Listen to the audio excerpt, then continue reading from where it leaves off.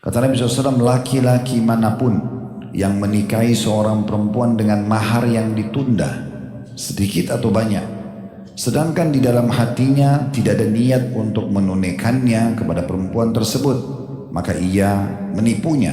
Kemudian ia mati dan belum memberikan kepada perempuan itu haknya, niscaya ia menghadap kepada Allah hari kiamat kelak mutlak sebagai seorang pezina. Dan lelaki mana saja yang berhutang dengan suatu hutang yang ia niat tidak ingin menunaikan kepada pemiliknya sebagai haknya, ia menipunya dengan mengambil harta tersebut, lalu ia mati sedangkan ia belum melunasi utang tersebut kepada pemiliknya, niscaya ia akan bertemu dengan Allah sebagai seorang pencuri. Pada kali ini kita akan bahas tugas kita sebagai laki-laki yang mau menikah, dan ini adalah hak calon istri, yaitu masalah mahar. Judulnya adalah menunda membayar mahar dengan niat dan tujuan memang tidak membayarnya. Itu baru masuk dosa. Karena tujuannya mahar itu atau mahar masih boleh ditunda pembayarannya asal sudah disepakati dan bisa terjadi interaksi biologis antara suami istri setelah akad nikah, adanya wali dan adanya dua saksi, tapi tetap wajib untuk ditunaikan mahar yang sudah disepakati. Kapan seseorang itu menganggap remeh masalah mahar ini, maka dia kena ancaman, dia akan bertemu dengan Allah Subhanahu wa Ta'ala sebagai seorang pezina walaupun dia statusnya suami resmi di dunia. Landasan bahasan kita adalah hadis-hadis yang sangat masyhur. Di antaranya adalah hadis yang hadis ini diriwayatkan oleh para ulama hadis, di antaranya Al-Hakim dalam Mustadraknya, dan umumnya disahihkan oleh ulama-ulama hadis. Nabi SAW bersabda, "Man asdaqal mar'a sadaqan wa huwa mujmi'u alla yuwaffiha iyyah ثم هلك قبل أن يوفيها لقي الله عز وجل زانيا ومن ادنى دينا وهو مجمع ألا يوفيه صاحبه فهلك قبل أن يوفيه صاحبه لقي الله عز وجل سارقا." Ini terjemahannya dahsyat sekali ya. Kata Nabi SAW, barang siapa yang memberikan mahar kepada seorang wanita dengan niat tidak akan menunaikannya. Saya akan kasih kamu mahar sekian, asal kau menikah dengan saya. 10 juta, 20 juta, 30 juta. Tapi sebenarnya dia sudah niat dari awal menipu. Dia nggak mau bayar. Dia masuk ke sebuah celah fikih, karena pendapat umumnya ulama dibolehkan kalau sudah deal di mahar tertentu misalnya, kemudian didahulukan akad nikah kalimat akad ada wali wanita ada dua saksi, kemudian dianggap sah asal mahar itu disebutkan walaupun tidak dihadirkan dan sudah disepakati, itu masih boleh terjadi interaksi biologis. Nah di sini yang jadi masalah adalah sudah terhalalkan kemaluan wanita tersebut karena iming-iming dia. Lalu dia tidak ingin menunaikannya. Lalu dia meninggal sebelum menunaikannya. Tidak juga taubat selama statusnya sebagai suami. Sehingga dia merasa itu tanggung jawab yang harus dia bayar. Maka ia akan bertemu dengan Allah Azza wa Jal pada hari kiamat dalam kondisi statusnya sebagai pezina. Nah, ini masalah mahar nih ya. Kemudian lanjutannya kata Nabi SAW, hadis ini ada dua bagian ya. Dan barang siapa yang berhutang dengan niat tidak akan melunasinya kepada yang memberi utang atau pemilik piutang, lalu dia meninggal sebelum menunaikan hutangnya, maka ia akan bertemu dengan Allah Azza wa Jalla pada hari kiamat dalam kondisi statusnya sebagai pencuri. Ya, jadi nanti hari kiamat ini banyak sekali orang status pencuri ini ya.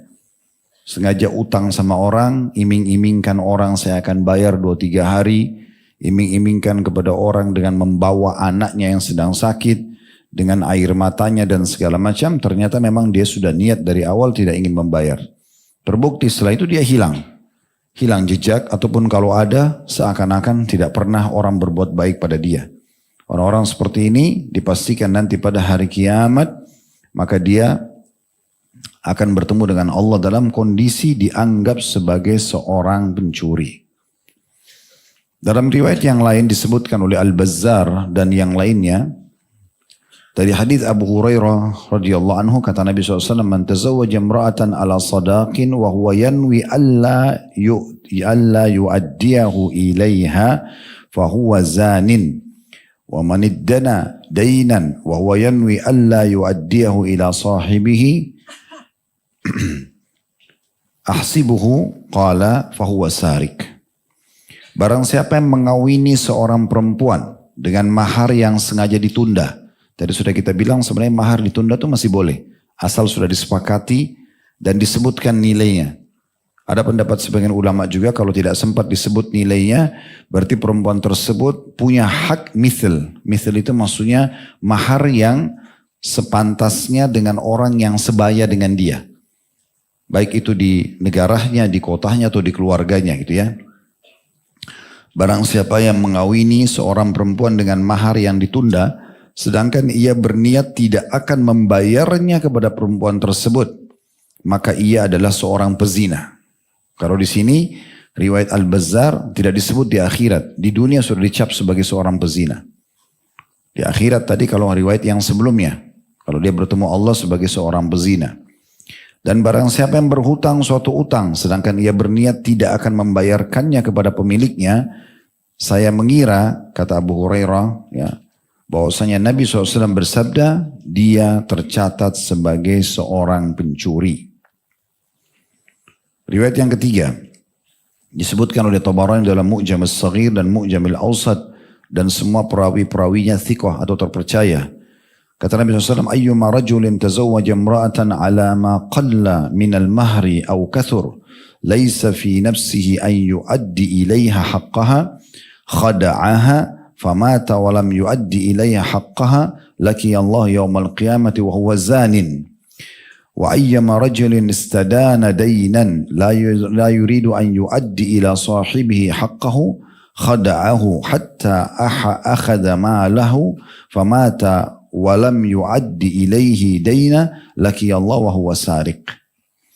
Kata Nabi SAW, laki-laki manapun yang menikahi seorang perempuan dengan mahar yang ditunda, sedikit atau banyak, sedangkan di dalam hatinya tidak ada niat untuk menunaikannya kepada perempuan tersebut, maka ia menipunya.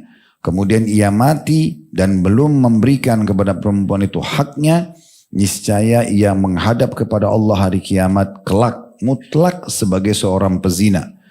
Dan lelaki mana saja yang berhutang dengan suatu hutang yang ia niat tidak ingin menunaikan kepada pemiliknya sebagai haknya, ia menipunya dengan mengambil harta tersebut, lalu ia mati sedangkan ia belum melunasi utang tersebut kepada pemiliknya, niscaya ia akan bertemu dengan Allah sebagai seorang pencuri. Nah, ini dasar hukumnya dari hadis-hadis ini. Tentu sebelum kita masuk panjang lebar menjelaskan mahar itu apa, contoh-contoh mahar itu apa saja yang bisa kita berikan kepada calon mempelai wanita, gitu kan? Kemudian siapa saja orang yang terbaik dalam menunaikan mahar, dan mahar apa sebenarnya yang terbaik dan paling banyak berkahnya, semua itu akan kita rincikan insya Allah. Namun sebelumnya, dari hadis-hadis tadi yang kita baca teman-teman sekalian, ada poin-poin penting yang harus kita titik beratkan. Yang pertama, memang seorang mukmin itu tepat janji. Apa yang dia ucapkan dengan lisannya udah selesai. Itu komitmen dia. Selama apa yang dia ucapkan, yang dia janjikan itu bukan maksiat, dia tunaikan. Apapun sifatnya. Dia janji uang kah, dia janji mau bertemu dengan orang, dia janji mau membantu, dia janji apa saja. Dia harus tepati itu. Kecuali dia punya udzur syar'i dan dia menyampaikan ketidakmampuannya, janji mau datang ketemu orang, kemudian dia tidak mampu. Banjir, gempa, misal, atau dia tiba-tiba sakit, lalu dia membahasakan, mohon maaf saya benar-benar tidak bisa hadir, insya Allah nanti di undangan akan datang. Nah itu penting. Ya. Sama juga seorang muslim tidak akan berwajah dua. diambil dari hadis ini. Antum misalnya diundang oleh orang, akhi, ukhti tolong datang ya di acara saya. Oh iya, insya Allah saya datang. Dalam hati antum sudah tidak mau datang. Tahu ini alamatnya jauh, ini mungkin bertepatan weekend, antum mungkin punya acara lain. Tapi antum basa-basi, nggak boleh. Nggak ada dalam Islam. Maaf saya nggak bisa hadir. Selesai. Tutup pada saat itu. Karena kalau antum buka harapan, bisa saja antum termasuk tamu yang ditunggu. Dan akhirnya antum tidak datang.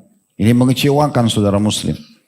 Sementara ada hadis yang sahih riwayat Bukhari Muslim, salah satu amal yang paling Allah cintai adalah memasukkan kegembiraan dalam hati seorang muslim.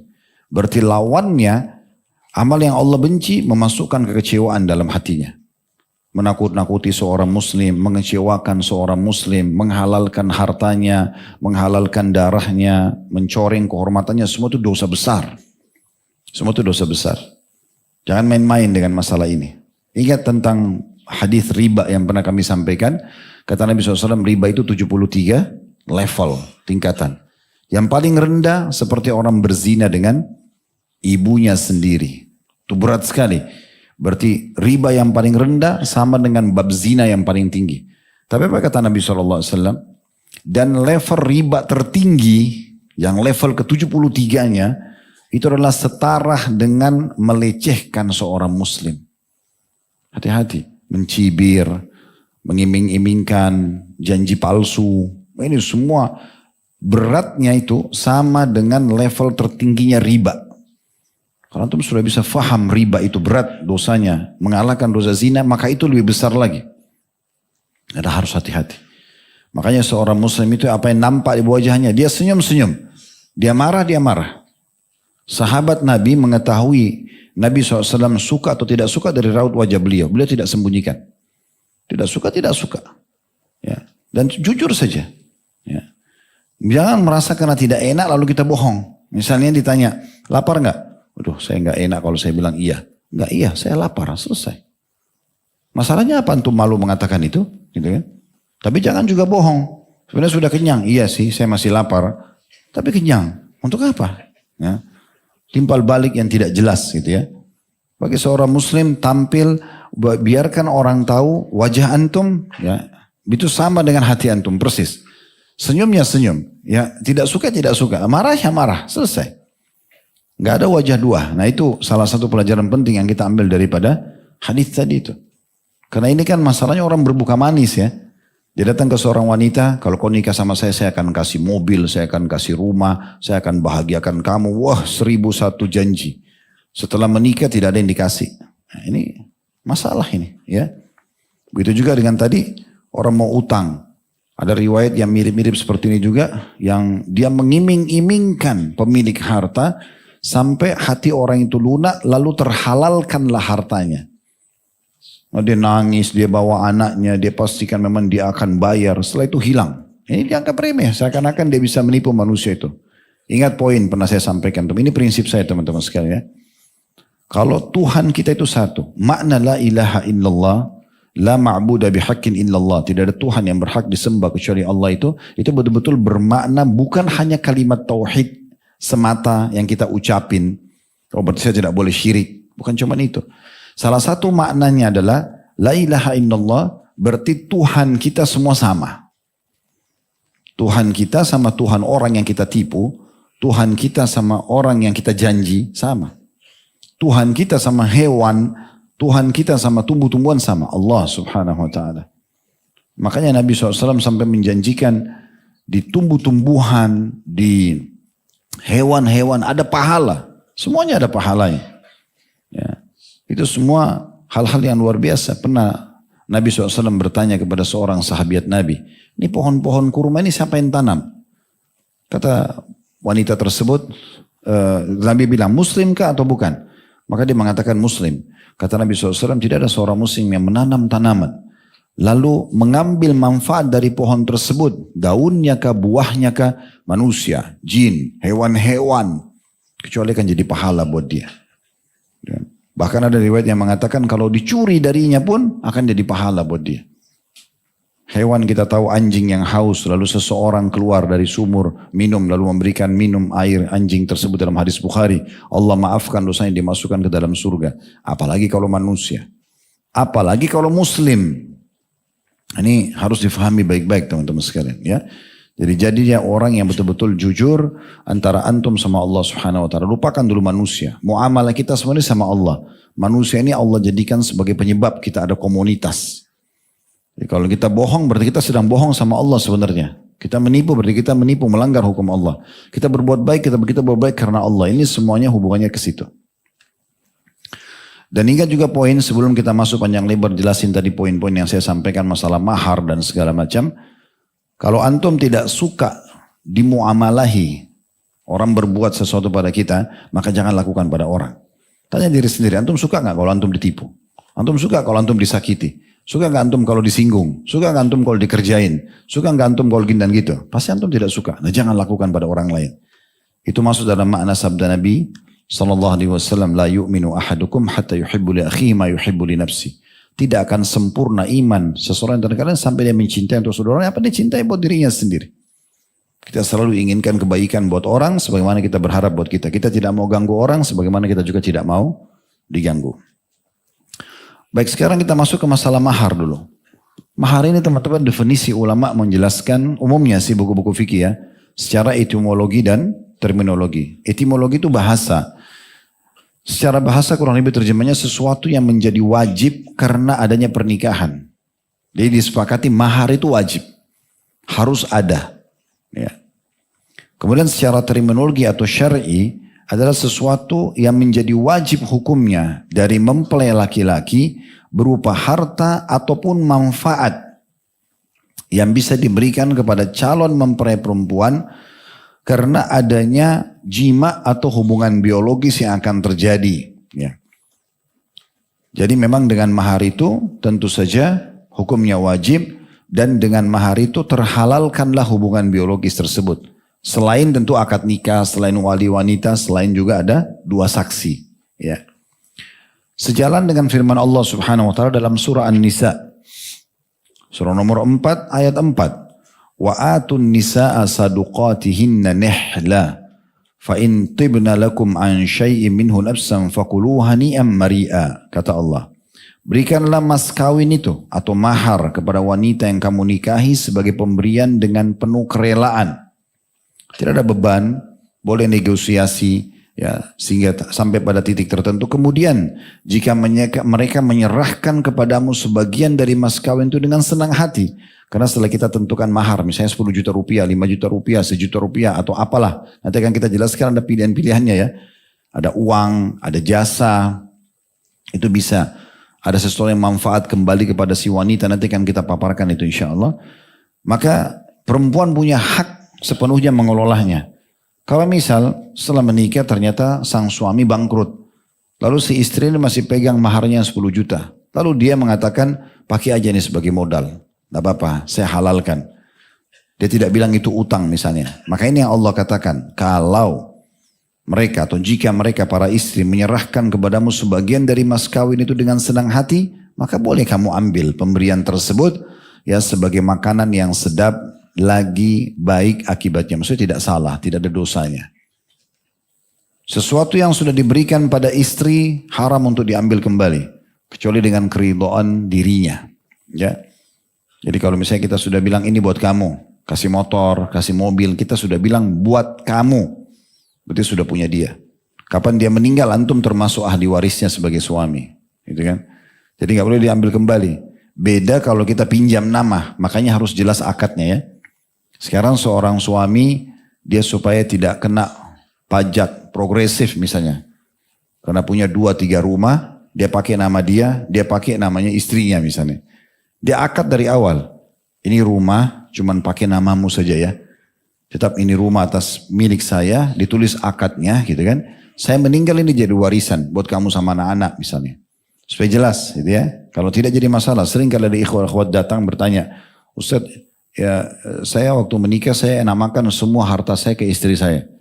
Sekarang terjadi perceraian. Harta itu milik siapa Ustaz? Lalu saya tanya balik, antum niatnya apa dulu awal?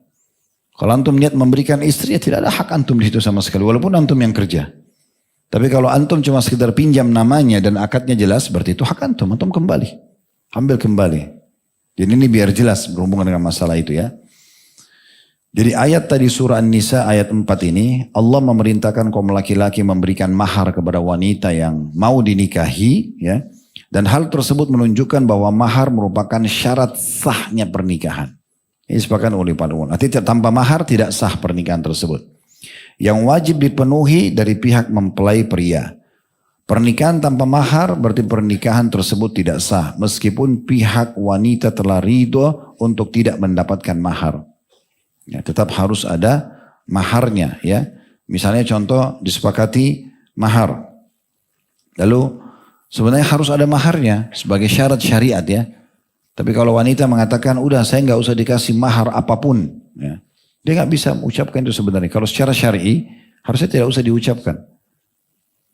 Tapi dia bisa ganti mahar itu dengan manfaat-manfaat yang lain. Nah sekarang kita masuk setelah definisi mahar ini. Kita bisa menjelaskan poin lain. Yaitu tentang masalah bentuk-bentuk mahar. Yang pertama bisa harta. Ini secara umum harta. Dan harta ini teman-teman sekalian bisa emas, bisa perak, bisa uang cash ya. Dan itu Allah sebutkan dalam surah An-Nisa, surah nomor 4 ayat 24.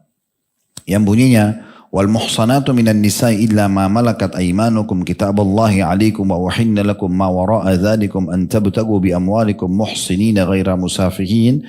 فَمَا اسْتَمْتَعْتُمْ بِهِ مِنْهُنَّ فَآتُوهُنَّ أُجُورَهُنَّ فَرِيضَةً وَلَا جُنَاحَ عَلَيْكُمْ فِيمَا تَرَاضَيْتُمْ بِهِ مِنْ بَعْدِ الْفَرِيضَةِ إِنَّ اللَّهَ كَانَ عَلِيمًا حَكِيمًا. Dan diharamkan kalian mengawini wanita yang sudah bersuami. Kalau sudah jadi istri orang, lupain. Walaupun cantiknya seperti bidadari. Ya, selesai. Jangan berdoa, ya Allah buat dia cerai sama suaminya supaya saya nikahi, nggak ada. Minta yang lain. Selesai. Karena Allah bilang diharamkan menikahi istri yang wanita yang berstatus istri. Termasuk kalau antum mau nikah sama janda bertanya status perceraiannya benar gak ini? Ya, karena banyak terjadi kami temukan kasus yang masuk di pertanyaan-pertanyaan di majelis kami. Ternyata wanita tersebut belum sah cerai sama suaminya. Lalu nikah sama suami yang kedua. Dari mana bisa menikah masih status istri orang? Atau menikah masih di masa iddah. Nggak boleh. Harus betul-betul selesai 3 kali masa suci. Nah baru. Kalau enggak sah itu. Ya. Jadi nggak boleh. Itu ada bahasan sendiri. Allah mengatakan kecuali budak-budak yang kalian miliki. Allah tetapkan hukum tersebut sebagai ketetapan atas dirimu. Ini ada bahasan masalah budak tapi kita tidak bahas sekarang karena tidak ada perbudakan. Dan dihalalkan bagi kalian selain yang demikian itu. Maksudnya bukan nikahi istri orang, tapi nikahilah wanita yang belum berstatus istri. Ya. Dikatakan dan dihalalkan bagi kalian selain itu, yaitu mencari istri dengan hartamu untuk dikawini, bukan untuk berzina. Ya. Istri-istri yang kamu campuri di antara mereka sudah digauli, berikanlah kepada mereka maharnya sempurna sebagai suatu kewajiban. Ini hukumnya. Dan tiada mengapa bagi kalian terhadap sesuatu yang kalian telah saling merelahkannya. Sesudah menentukan mahar itu, sesungguhnya Allah maha mengetahui lagi maha bijaksana. Yang kedua, sesuatu yang dapat diambil sebagai jasa. Itu juga bisa jadi mahar. Ini diambil dari surah Al-Qasas, surah nomor 28 ayat 27 tentang kisah Nabi Musa alaihissalam.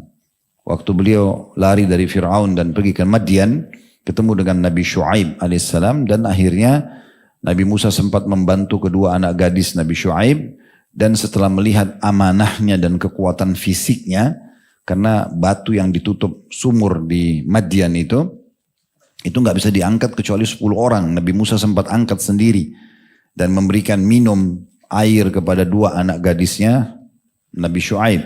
Plus lagi waktu datang salah satu dari wanita tersebut dalam surah Al-Qasas diceritakan lalu mengatakan sesungguhnya ayahku memanggilmu kepada Nabi Musa, dia bilang gitu ya, untuk memberikan balasan karena engkau telah memberikan kami air. Waktu itu kebetulan Nabi Musa karena jalan jauh dari Mesir ke Madian, suatu sendalnya compang-camping, bajunya sudah kotor, nggak ada keluarga, nggak ada harta, nggak ada yang dikenal. Maka beliau berdoa setelah memberikan air kedua anak gadis tersebut supaya Allah berikan rezeki. Maka datanglah Allah utus salah satu anaknya Syuaib ini, lalu mengajak ke rumah Syuaib untuk diberikan balasan. Nah, waktu jalan menuju ke rumah Nabi Syuaib, tadinya Nabi Musa membiarkan wanita itu di depan, dia di belakang, tunjukin jalan. Tapi rupanya angin meniup dari arah depan, sebagian daripada pakaian wanita tersebut sempat menyempit, sehingga kesannya terbentuk badannya. Karena amanahnya Nabi Musa alaihissalam, beliau mengatakan, sekarang kita tukar, saya jalan di depan, kamu jalan di belakang. Tinggal tunjukin saya kanan atau kiri. Itu karena tidak mau melihat aurat wanita tersebut. Sebenarnya masih tidak tersingkap, tapi sedikit saja bisa melahirkan syubhat bagi Nabi Musa, itu tidak mau.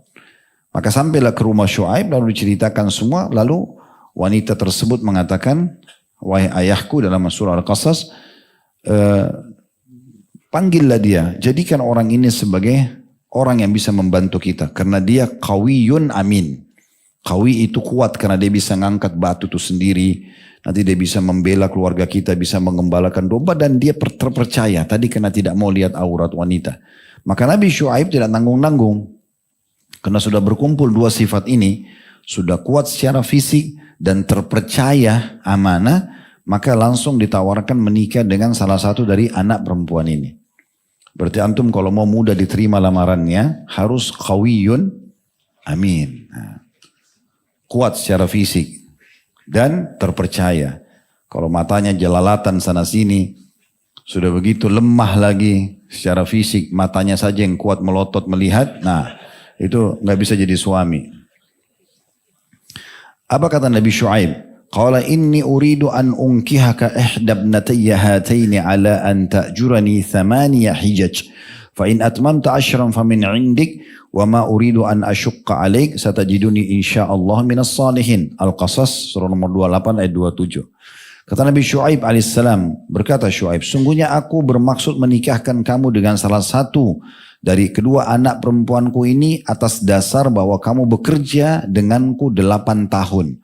Mereka jadikan patokan tahun itu haji. Makanya dikatakan thamaniyah hijaj. 8 kali musim haji. Berarti 8 tahun. Jadi kamu boleh nikah. Saya tahu kau gak punya apa-apa hai Musa. Tapi kamu bisa jadikan sebagai maharmu. Kerja bantu saya 8 tahun. Ini jasa. Gitu kan?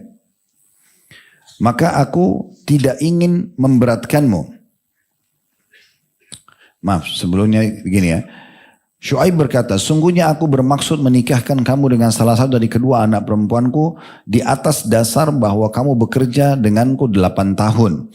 Dan jika kamu genapkan 10 tahun, maka itu adalah kebaikan dari kamu.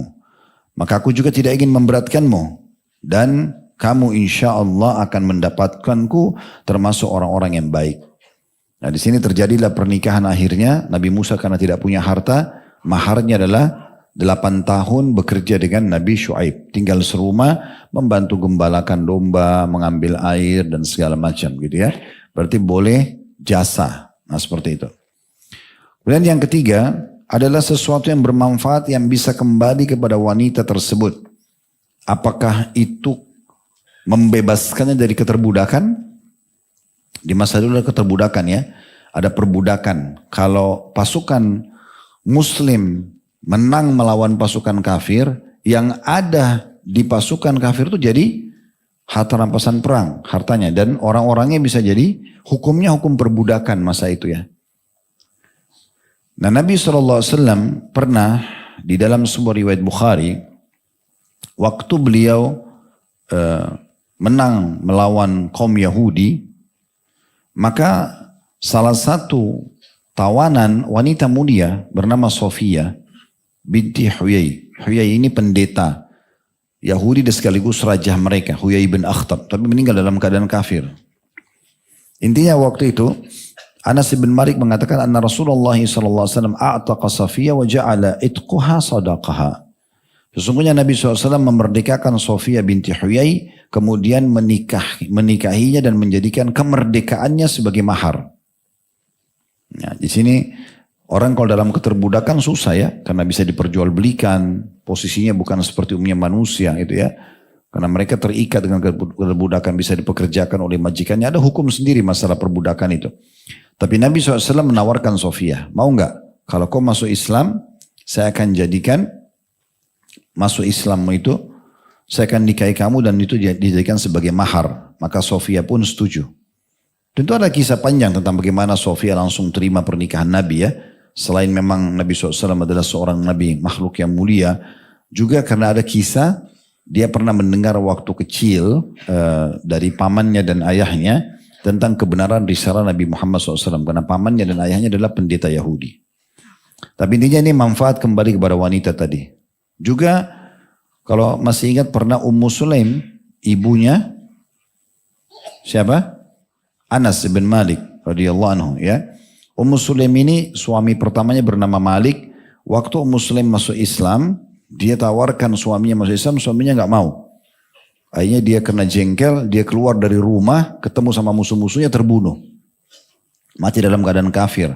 Kalau antum baca Anas bin Malik, Malik itu meninggal dalam keadaan kafir. Makanya kalau kita sebut Anas bin Malik, kita bilang radhiyallahu anhu. Satu saja kepada Anas. Beda kalau kita bilang Abdullah bin Umar. Nah, Abdullah sahabat, Umar sahabat. Orang yang faham dia akan bilang radhiyallahu anhuma. Ya, dua. Gitu ya. Yang jelas di sini Anas, ayahnya Anas, namanya Malik meninggal dalam keadaan kafir. Nah, datang temannya Malik ini, namanya Abu Talha, melamar Ummu Sulaim, tapi dalam keadaan kafir. Abu Talha ini orang kaya, punya kedudukan, orangnya baik. Dan dia tahu ini, istri temannya ini adalah wanita baik. Maka dia pun melamar. Apa kata Ummu Sulaim? Lelaki sepertimu tidak ditolak, wahai Abu Talha. Tapi kau dalam keadaan kafir, saya muslimah. Gak bisa kita menikah. Kalau kau bersedia untuk masuk Islam, aku akan jadikan masuk Islammu sebagai maharku. Nah, seperti itu. Makanya ulama banyak mengatakan, dan di antara sahabat sendiri yang menukil itu. Mengatakan bahwasanya tidak ada pernikahan yang mengalahkan keberkahan pernikahannya Ummu Sulaim. Karena maharnya keislaman suaminya. Maka Abu Talha pun akhirnya syahadat dan masuk Islam gitu ya. Dikatakan dari riwayat Anas bin Malik, tazawwaja Abu Talha Ummu Sulaim, fakana sadaku ma bainahuma al-Islam. Bahwasanya Abu Talha menikahi Ummu Sulaim ibuku, ya ibunya beliau, dan dijadikan maharnya yang disepakati adalah keislaman. Ya. Kemudian yang ketiga juga adalah manfaat hafalan Quran. Ini tadi riwayat An-Nasai ya. Ini diambil dari seorang laki-laki yang pernah menikahi wanita yang menawarkan diri kepada Nabi SAW di masjid, tapi Nabi tidak punya hajat. Kemudian Nabi SAW pun mengatakan siapa yang mau nikahi, ada satu laki-laki mengatakan saya Rasulullah. Nabi bilang cobalah kamu cari sesuatu yang bisa kau jadikan sebagai mahar. Dia pulang ke rumah, dia kembali mengatakan tidak ada ya Rasulullah, saya orang miskin. Maka kata Nabi SAW, iltamis walau khatam min hadid. Coba cari walaupun cincin dari besi. Dia keluar, dia tidak temukan. Lalu dia mengatakan tidak ya Rasulullah. Kata Nabi SAW, kau punya hafalan ayat Quran enggak? Dia mengatakan iya. Kata Nabi SAW, aku nikahkan kamu dengan wanita ini, maharnya adalah hafalan Quranmu. Tapi syaratnya harus diajarkan kepada istrinya gitu ya. Tapi ini yang jadi masalah ini tidak bisa kita lakukan pada wanita hafidha Quran. Antum cuma hafal juz 30, dia sudah 30 juz. Ya. Tentu saja tidak ada pendapat ulama secara khusus mana mahar yang paling afdal itu ya. Tetapi ada indikasi dari dalil-dalil itu yang paling afdal adalah harta. Karena Nabi SAW contohkan itu. Makanya Nabi SAW memberikan harta kepada para istri-istri beliau pada saat masuk Islam gitu ya.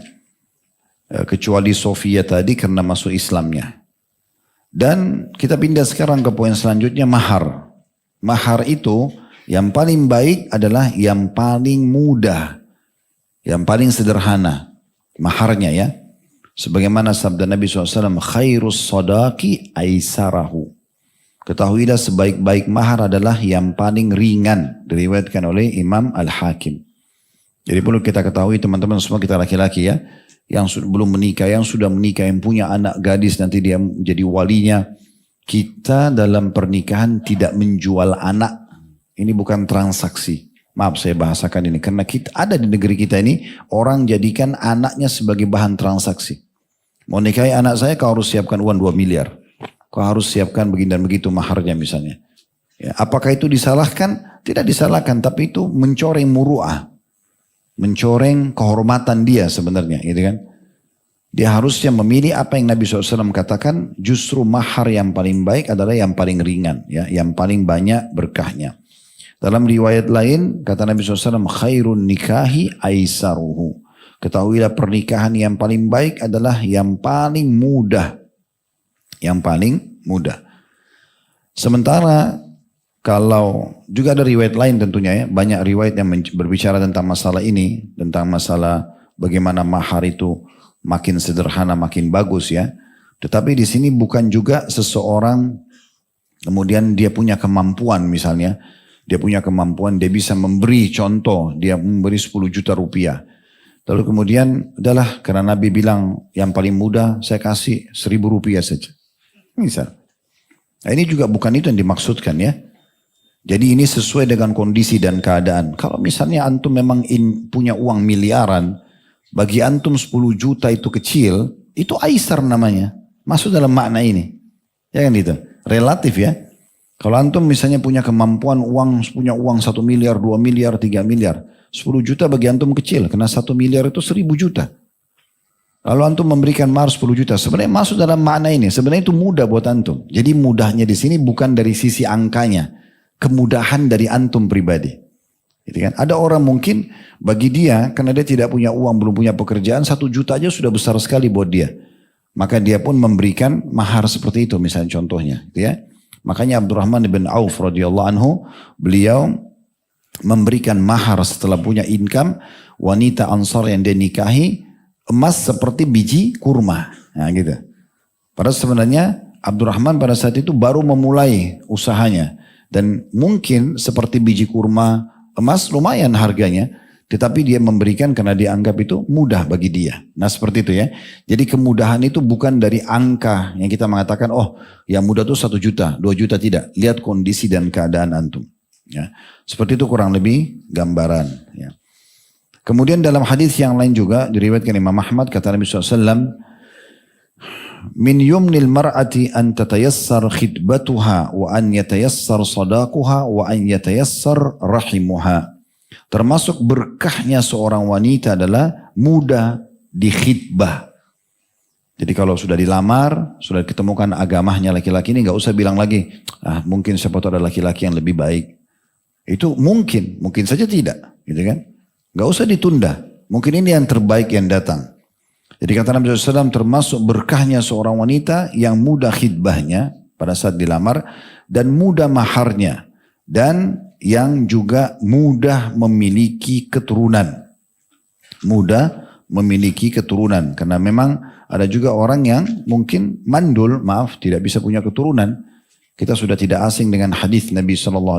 Pernah ada sahabat yang datang mengatakan, ya Rasulullah, saya ini mau menikahi seorang wanita yang sudah saya sangat suka secara fisik. Di keluarganya juga bagus, tapi terkenal mandul. Gak bisa punya anak. Izinkan saya menikahi Rasulullah. Kata Nabi SAW, jangan. Nabi larang, gitu kan. Ini bukan zalim ya kepada orang. Tapi memang karena salah satu tujuan adalah punya keturunan. Punya keturunan. Sebagai penutup teman-teman sekalian, ingat kalau kita sudah terlanjur. Tadi secara hukum fikih, kita masih bisa menunda mahar ya. Misalnya kita sepakat nih, kita akan kasih mahar 1 juta, 2 juta, 5 juta, 10 juta misalnya. Boleh nggak akad nikah berlangsung karena uang itu belum saya pegang, gaji saya di akhir bulan, nanti saya kasih setelah akad nikah. Boleh? Boleh saja, tapi ingat itu harus dijalankan. Nggak boleh tidak, karena kalau tidak dijalankan tadi itu yang kena ancaman. Ya. Dan harus antum sebagai laki-laki punya harga diri. Ya. Kita harus memberi, ya. Bukan kita malah yang menerima atau kita malah yang meremehkan diri kita. Ini perhatikan baik-baik hadis Bukhari Muslim. Kata Nabi SAW, ahakku ma awfaitum minasyuruti antufu bihi mastahlaltum bihil furuj. Sesungguhnya satu syarat yang paling berhak untuk kalian penuhi, gak boleh ditunda, adalah syarat yang dengannya dihalalkan bagi kalian kemaluan wanita. Maksudnya mahar. Ya, itu tidak boleh ditunda. Kapan sudah punya, maka berikan. Gitu ya. Saya tambahkan juga, sebuah hukum kalau ada seorang wanita sempat akad nikah, ya. Kemudian belum sempat digauli tapi wanita tersebut, laki-laki tersebut meninggal dunia. Belum sempat digauli tapi meninggal dunia. Apakah si wanita tersebut mendapatkan maharnya? Karena tadi mahar adalah sebab daripada terhalalkan kemaluan. Sekarang dia baru selesai akad nikah, qadarullah ajalnya datang, meninggal, belum sempat sentuh istrinya. Pendapat Abdullah bin Mas'ud adalah iya. Karena dasarnya dia tidak digauli bukan karena halangan uzur, misalnya karena dia menipu, ya itu beda ya. Contoh misalnya antum tidak pernah lihat perempuan, makanya disuruh nazar syar'i. Lihat langsung dengan mata kepala, bukan andalannya foto atau video yang banyak diedit-edit gitu ya. Jadi antum nanti jangan masuk malam pertama, lu kok hitam begini ya misalnya. Tadinya putih banget gitu. Atau kok pendek begini, tadinya digambar tinggi. Nah itu, makanya harus nazar syar'i. Dan boleh pada saat nazar syar'i di depan mahramnya, selain ngomong, minta dia jalan bisa. Biasanya disuruh angkat minuman atau apa gitu, itu bisa. Itu depan mahramnya. Jangan sampai pincang dan segala macam, itu umum. Tapi tidak ada pelanggaran agama gitu ya. Nah gitu dibolehkan. Allahu a'lam. Jadi ini poin-poin yang perlu dikatakan. Nah kalau ada orang misalnya dia tertipu. Memang perempuan itu menipu ya. Ternyata setelah akad nikah baru ditahu ada cacatnya, ternyata dia sembunyikan. Matanya rusak misalnya. Atau itu boleh dia batalin akad nikah. Kalau dia belum menyentuhnya, tidak ada mahar. Maharnya tidak dikasih.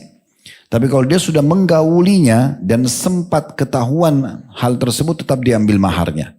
Karena sudah terhalalkan kemaluannya. Nah, sekarang yang tadi kita jelaskan riwayat Abdullah bin Mas'ud radhiyallahu anhu, bagaimana kalau ada laki-laki belum sempat menggauli istri, tapi bukan karena istrinya menipu. Sebenarnya kalau dia hidup, dia akan gauli istrinya. Apakah dia mendapatkan mahar? Maka Abdullah bin Mas'ud mengatakan, aku berpendapat ia berhak mendapatkan mas kawin semisal mahar yang didapat oleh wanita kerabatnya. Ya, maksudnya yang setara dengan kerabatnya. Ia berhak mendapatkan harta warisan dan dia juga beriddah. Meninggal suaminya iddahnya 4 bulan 10 hari. Allahu a'lam.